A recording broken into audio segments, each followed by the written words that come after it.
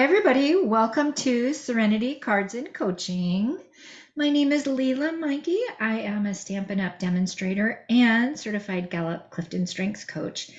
And I'm here to share about the 12 weeks to a wow Christmas. Actually, this is 12 weeks to a wow Christmas with Bethany and Lela. And I'm so excited. This is the very first installment. We will be doing the 12 weeks and that'll be ending somewhere around December 17th. And so you are only watching this video if you're subscribed to my email. And I want to thank you for subscribing to my email. While you're here, please also follow me on YouTube. So we are going to be making this super fun countdown calendar today, commemorating the 12 weeks to a wow Christmas. And so this will kind of be our kickoff in our season. This calendar can be used, first of all the numbers that are on it can be used to go from for a whole month. So it can go 0 to 31. Well, I guess 1 to 31, or it could be 12-day countdown. It could be any countdown you want. It could be for birthdays. It could be for Christmas.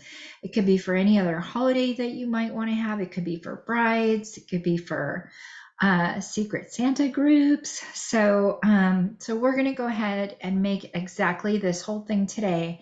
I'm super excited to share that with you. And you'll get the PDF. So I'll give you all the measurements, but at the same time that you got the link to this URL, you also got the PDF with the measurements, and grateful to be able to do that for you. But let's just go over some of the products that we're using today. We're using, well, first of all, the cardstock colors are going to be Vanilla Cherry Cobbler and Evening Evergreen. So those are our cardstock colors, and also our ink colors. We're using Evening Evergreen and Cherry Cobbler today. These, and then the designer series paper that we're using the Lights Aglow designer series paper, and we're using the seasonal gems, and we're also using the gold on gold ribbon. Super pretty. Oh my gosh, it's luscious. Some other things that we're using the Christmas season stamp set, and that's just to get the holly. You could actually also use the boughs of holly. I just have this one right here. So we're going to use the little, what are those called? I don't know. We're going to use those little red, I don't know what they're called, the little red balls. We're going to use a sentiment from Christmas to Remember. We're also going to use a tag from Christmas to Remember. And that's an awesome bundle. It came out last year. It's a fantastic bundle. And then we're going to use Alpha Best. And what I want to tell you about Alpha Best is we will be using Alpha Best in many of our 12 weeks. So you're going to want that bundle, and I'm going to show you exactly how to use that, but you're going to want the stamps and the punch. And then finally, artistic dies. So I think that covers everything that we're using today. So now let's get to the making of the box. The first thing you're going to do, let's do the numbers because they're the easiest. So using Alpha Best, you're going to have a piece of very vanilla 1 1/4 by 11. And you're going to stamp out all your little kind of square frames. So I use that one, rectangle frames, I guess. And then you're going to spell out, you're going to do a certain set of numbers. Now it's in the PDF, but basically in the Cherry Cobbler, not in order, 0, 1, 2, 3, 4, 5. So in Cherry Cobbler, you're going to use those. And then in the Evening Evergreen, Bethany and I very lovingly worked out the right number so that you could get the combination all the way up to 31. So you're going to do 0, 1, 2, 6, 7, 8. And again, those aren't in order as well. But anyway, that's what you're going to be using. And I've got a couple tips to share with you. How did I get these punched? So I'm using my Alpha Best punch, and I'm coming in and I'm punching like that. So I've already got it already stamped out. And now I'm going to come in and I'm very simply going to punch like that. Now, I know that this particular punch is long enough that I could come in and I could go all the way in and do that next one. So I'll do that. But let's say that it just does, it's a little, I can't get it precise enough. I'm gonna take a yellow sticky, I'm gonna put it on the end, and that basically is giving me a handle that I can work with. So I'm gonna come in now and I can get much more precise placement, and I'm gonna do my number 1 right there. So then magic of television, I'll have all these punched out. And we're gonna put these on a 1-inch circle. Now you can get a 1-inch circle one of 2 ways. I happen to have a retired circle punch, and if some things I just never let go from Stampin' Up. Some things when they retire, I let them go. Some things I never let go. But honestly, if you took the time and rolled the dies out of the, I think the circles, the stylish shapes, like if you took the time to roll out the dies, it would have a nice stitching around it and it would look just that much more finished and polished. So I really recommend that you do that. Actually, I was under a little bit of a time crunch, so I just did the punches. But you're going to have 6 cherry cobbler 1-inch circles punched out. And then you're going to punch out all your numbers, and you're going to go ahead. I actually put way too much glue on there, but that's okay. It'll stay. It'll ooze out. I'll clean it up in a little bit. But you're going to go ahead and add all 6 of your numbers. So you're going to, well, all 6 of the cherry cobbler, and then you're going to come in and you're going to add all 6 of the evening evergreen. And again, the numbers are listed out in the PDF. All right, so that's the numbers, and we've got those all ready. And then let's talk about what are we going to mount the numbers to. We're going to mount the numbers to our designer series paper. That's going to be our liner. And so we're going to have 6 cut out in the cherry cobbler. We're going to have 6 cut out in the evening evergreen. You can pick any pattern. I just happened to select these 2 patterns. If you like a bigger border, then don't do the 1/8 of an inch, but I like 1 7/8 by 1 7/8. So I did 6 of the cherry cobbler by 1 7/8 by 1 7/8, and then I did 6 of the evening evergreen. And then you can see that it just doesn't have much of a border at all. But if you like a larger border, you could go ahead and just take that in and then do 1 3/4 by 1 3/4. That'd be perfectly fine. All right, so now I've got all those. And then just to show you what's going to happen, and you could do it now or you could do it later. But you're going to take your circles and you're going to put them just exactly in the middle of the designer series paper. And really, truly, I mean, this is a new bottle of glue. It feels a little bit pressurized, so that's why it's got so much coming out of it. But you really just need the tiniest little bit. We're going to put that circle right there, right in the middle, and that's perfect. And I love the paper that I selected for the background. It's got like a bokeh, actually Bethany selected, and I agreed with her. It's got like a bokeh kind of pattern, but it really kind of echoes those circles. And anytime you can have a repetition of pattern, you really want to do that. So now we've got that. And then rectangles are also kind of prominent. Rectangles and squares are also prominent. Alrighty, so now we've got kind of those bones, right? So we're going to do that for all of our numbers, and we can assume that that's done. Now we're going to get to the making of the box. And there's 2 things that I want to show you with the making of the box. So you're going to start out with a piece of cherry cobbler. And you know what? My PDFs have exact photos. So in my PDF, I will have exact photos of this. I've kind of quickened the exercise for today, but this would be your 8.5 by 11, and we're going to cut it. So we're going to cut this to 5.5 by 11. That's going to give us a remaining 3. You're going to cut this to 3 by 10. So again, for this whole base that we're working on right here, this bottom and this back, 1 piece of cardstock. 5.5 by 11, 3 by 10. And we're going to work the 5.5 by 11 first. So I love to use my scoreboard, my Simply scoreboard. You could absolutely use your trimmer. It's got a trimming blade and a scoring blade. I think that the scorer, this Simply Scored, gives a much deeper groove, like a nicer, I mean, they're both great, but I think this gives a deeper groove. And I'm going to show you a technique with scoring some corners as well. But anyway, you've got your 5.5 by 11. You basically want to score a 1/2 inch border on each side of your 5.5 by 11. So to do that, you're going to do 1/2 inch all the way down. I know I've cut some things already. That's to save us a little bit of time, but you're going to score 1/2 inch all the way down on this side. And then over here, you're going to score another 1/2 inch. So that's at the 5 mark if this is 5.5. So I'm going to go all the way down on the 5 inch mark. Sometimes when I want an identical border, and I don't want to do the math over here, I'll be like, no, I want a 1/2 inch border. So I'll do 1/2 inch and then I'll flip it over and I'll do 1/2 inch over here. And it really doesn't matter which way the score line goes. But in any event, in that direction, we've got our 5.5s. And then we're going to go in this direction. And we've got a number of score lines. Assuming this is a full piece of paper, we're going to have a 1/2 inch. We're going to have 2.5. We're going to have 3. And then we're going to have 5 7/8. And on our Simply scoreboard, oops, I just realized you can't see that. On our Simply scoreboard, each of these little notches right here is an 1/8.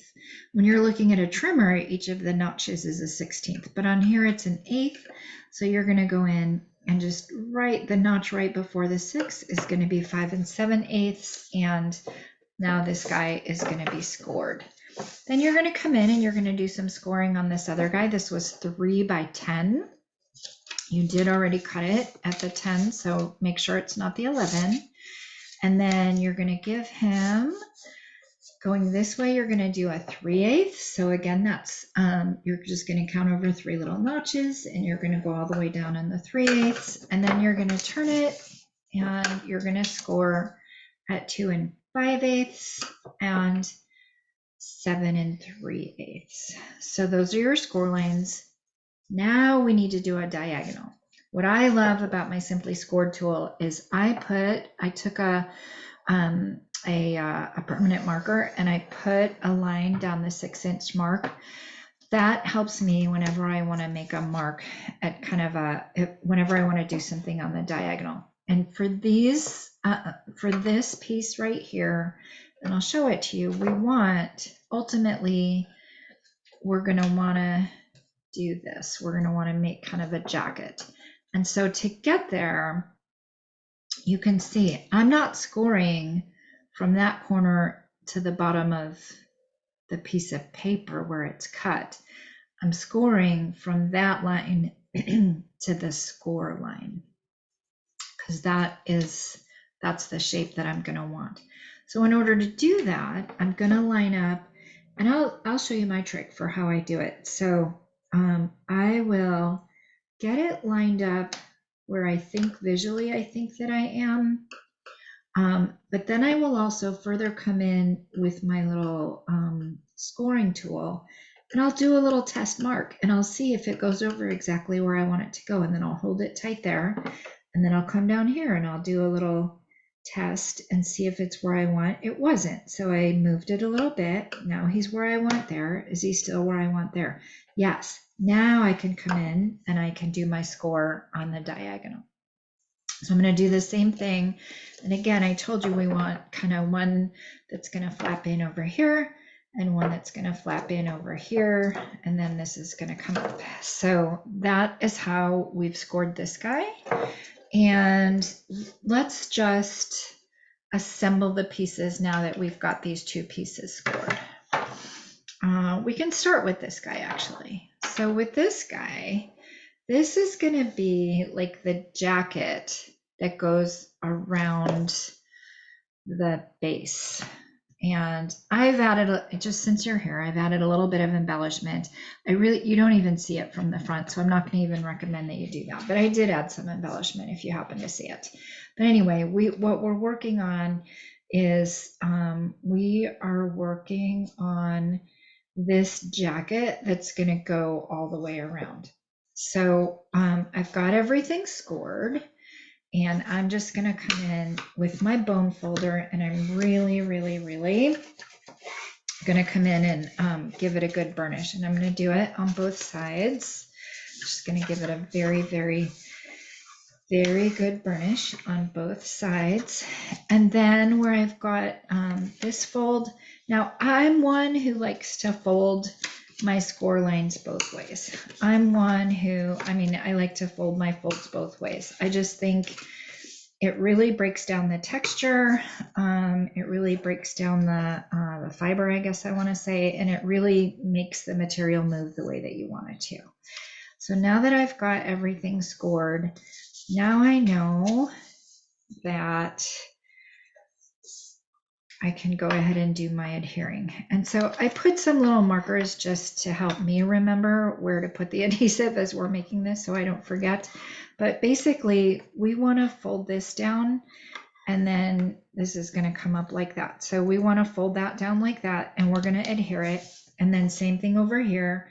We want to fold this down, and we want to adhere it over there. Now, if it happens to be like going down too far, this one was actually originally maybe a little bit down too far. I just pushed it back up till I got it where I wanted and kind of redid the crease, because you don't want it coming back down there. So now I'm going to use just a little bit of glue. I know I put like a little marker there of tape. It's fine. We can use that. It is an adhesive, but I really just wanted to do that as a kind of reminder to me of where I'm putting the adhesive.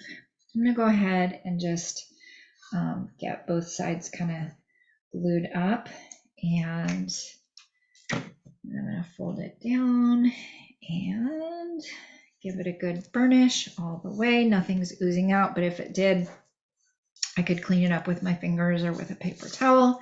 I'm going to come over here, do the same thing. I'm going to burnish, and I'm making sure I'm making sure this line can still be this line, and it can. So I'll come back in with one final bone folder everywhere. Just make sure I've got, this is like a jacket. It's kind of like a shawl, if you will, and that's exactly what it's going to be. It's going to be like a little shawl. And I think I might have forgotten to miter. So we need to miter down here. Let's see, how did we do that? See, yeah, we are going to miter down here. So we are going to take a little triangle this way, a little triangle this way. And that's called a miter. And then we're going to come over here. We're going to do a little triangle this way and a little triangle this way. And I said that I forgot to do it, but maybe this is a perfectly fine place to do it. So I didn't forget to do it. And then that's going to be perfect. So now our jacket is just going to fit very nicely, right? So that piece is done. And I mean, you can see what's going to happen. It's going to fit like that, right? So now let's get the other part done. All right. Alrighty. So this guy was the guy that was 5.5 by 11, and we scored. So we're further going to come in and do some cutting, and we'll do that before we do the rest of our burnishing. So we are going to, this is basically going to give us a little shelf when we're done. So we're going to cut up to the third score line from the bottom. So this is the big piece right here. So the other end where we've got like the little 1/2 inch, we're going to go up 1, 2, 3, and we're going to cut at kind of that final fold line. So we're going to cut right there, and then we're going to do another mitering like right up here. We're just going to miter this right here. And again, I will have a photo of this in the PDF, because I really like to have very detailed photos of step by step, so that as you're doing it, you can kind of see the photos as well. Now we're going to go in and we're going to burnish everything. And I have my tape marks there as a little hint to myself, and maybe that'll be a hint to you when you're doing it. But that's where the adhesive is going to go. So let's just get this good and burnished, and I'm going to do it both ways. And so the final thing after we do this guy is then we're going to make the blocks. But let's get the shelf ready for the blocks to sit on. Well, actually, and then there is one more thing after that. We get to decorate this. All right, so I didn't use my bone folder, but you would, and we'll still have time to do that. Actually, I will do that down here because I really want some good folds. So I will use my bone folder here, and here, and here, and here. All right, so what we're going to do here is we're gonna make a shelf. So see how this is all flat. We're gonna put adhesive here, and it's gonna line up right here. And when we do that, we're gonna get a shelf at an angle. And we did that because, like you can see, you can't really see the crease line back there, but anyway, let me just show you. What we're going for is a shelf at an angle right there. That's going to be given to us right there, and we're only going to get it by lining up these materials. So let me take off this adhesive and let me show you exactly how we're going to do it.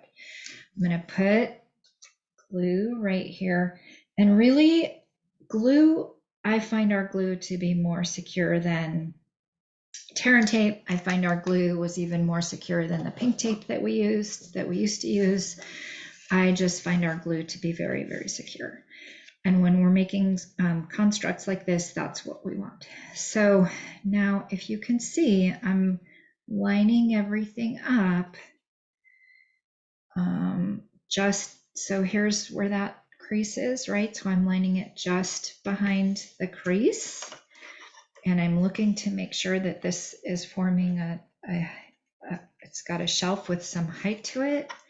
And I'm going to go ahead and burnish like that, just to make sure that that's good and secure. And in fact, it is. And so now we're really starting to get the construct that we want. So the final thing that I'm going to do, because these are going to come up like this eventually, and we want that to be a little more attractive. So I'm going to put that up like that, and then I'm going to come in with my scissors, and I'm just going to let my scissors follow the line of, not on both sheets, just on the back sheet, but just like that, so we can have a nice cut. I'm going to do that on both sides. I'm going to come over here, and that was easy to do. I'll do it from this angle. So now, perfect. Now I've got it. Now I've got it. So that's going to sit up like that. And then this jacket's going to fit around. So what we're going to do to fit the jacket around, I mean, let me just show you physically what's going to happen. Literally, physically, we're going to put the jacket around. So that's going to be it. That's going to be our nice little shelf holder. And so the way we're going to do that is we're going to put adhesive right here so that we know it's secure up at the top. We're going to put adhesive down here, adhesive down here, adhesive down here. And really the reason we folded over those triangles there is just to give us some more strength, if you will, some more security. And so now I'm going to come in and I'm going to line up. I'm going to line up this guy so that he's flat on the bottom. The one great thing about glue is if I need to move around, I can. So I lined him up, and now I'm coming in underneath. And I'm oh gosh, looks like it's freezing a little bit. I hope, you know what, sometimes we have internet issues. I hope it's okay. If I need to re-record, I will. But I'm coming in and I'm just gluing everything. So give me a quiet moment to get it all glued, and then I'll show it to you. But I'm basically just making sure everything is all lined up nicely. And then the same thing on the bottom. It's lined up nicely as well. I'm going to burnish everywhere. So here we go. So here is our shelf. And I'm just going to take some time to just get the right shape that I want. Play with that a little bit. There you go. I'm going to make sure the glue stays on the bottom. Now, I don't care that the bottom looks like this. I mean, you can see that it's mitered, and the reason we mitered it, it's nice and clean, but also it fits, right? I don't care that the bottom looks like that, but if you want a cleaner bottom, if you want a cleaner back, if you want cleaner sides, you can certainly start to line them all. I did start to line mine, and you just really don't see it. You're just not going to see it. So it's pretty. So that was like a 1/4 inch by 5, I guess. And I just kind of, well, it's a 1/4 inch, and I just tucked it under a little bit.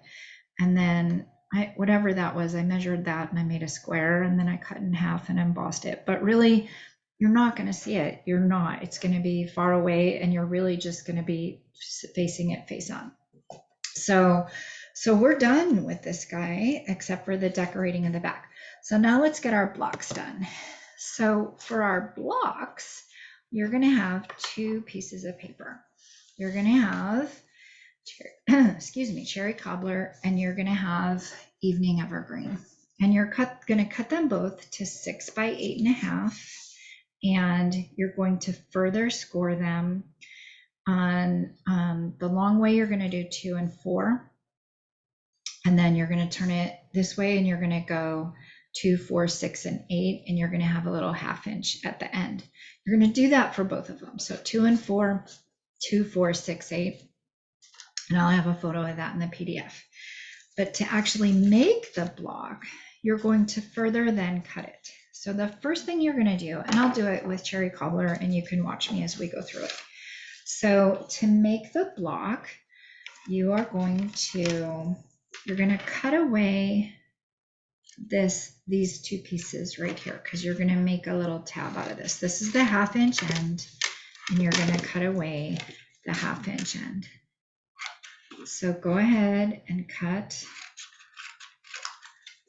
those pieces. Now we're further going to make a little tab. So I'm just going to kind of come in and cut a corner, and come in and cut a corner. And now we're on our way to making our block. And you could either, oh no, there's still some more things we need to do. We need to cut up each side, and you want to cut straight on the line, and you only want to go up to the next score line. You don't want to go any further. So you want to cut straight on the line, and you're going to do that on the long side for both of these. You're going to do these at 2, 4, 6 at both of these. And so we'll get those cut. And then we're going to come in, and we're further going to make some short little tabs, because this is going to be your block, and there's like too much heft. There's too much cardstock here. So we're going to come in, and we're basically going to cut off 1/2 of that. We're going to cut off 1/2 of that. And it doesn't have to be exact, because you're not going to see it. These are the tabs. We're just trying to eliminate some extra heft. So then you're going to come in this way. You're going to cut off 1/2 of that. And if you're going to err on any side, err on the side of it maybe being a little shorter rather than longer. But again, you're not going to see them, so don't even worry about being perfectly straight. All right, so now we've got the makings of our cube. So let's go ahead and burnish this guy. And you're going to give these all a good burnish. And you're going to give these all a good burnish. And you're going to give your tab a good burnish. And you're going to come in like this. And now, and you're going to glue this tab over here. So very simply, put some adhesive on the end of the tab here.